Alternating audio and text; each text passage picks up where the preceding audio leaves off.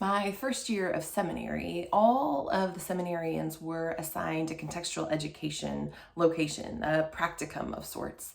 Some people went to homeless shelters, some people worked with refugees, some people worked with the prisons, and I was assigned to a drug and alcohol recovery home for men.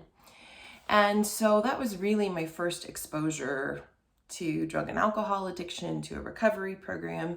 And I learned a ton. I could tell stories for days about my time there. But of course, there we said the Serenity prayer. God, grant me the serenity to accept the things I cannot change, the courage to change the things I can, and the wisdom to know the difference. Throughout this pandemic, I have often felt powerless and out of control.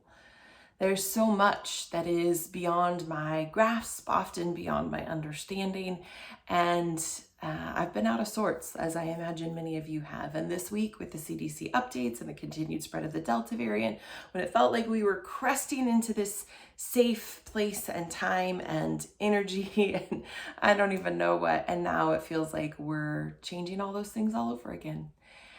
And I feel out of control all over again, or at least frustrated with the things that I don't control. And throughout the pandemic, my mantra has been, I can only do the things that I can do, but I can do the things that I can do. In other words, I can only change the things that I can change, but I can change the things that I can change. And so for the things that are beyond my reach and beyond my grip, I have to let them go. I need the serenity to accept the things I cannot change. And there are things that I do control and have a say-so over. And so I need the courage to change the things I can and the wisdom to know the difference. Friends, I wish that we were in a different place. I wish that we were done with the pandemic. I wish that we were fully back in worship. I wish that we had the freedom to do all the things that we wanted to do without masks and without restrictions. And we're just not there.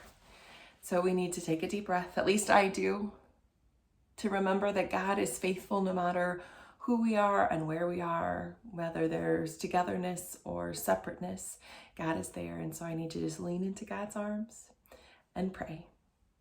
God, grant me the serenity to accept the things I cannot change, the courage to change the things I can, and the wisdom to know the difference. Amen.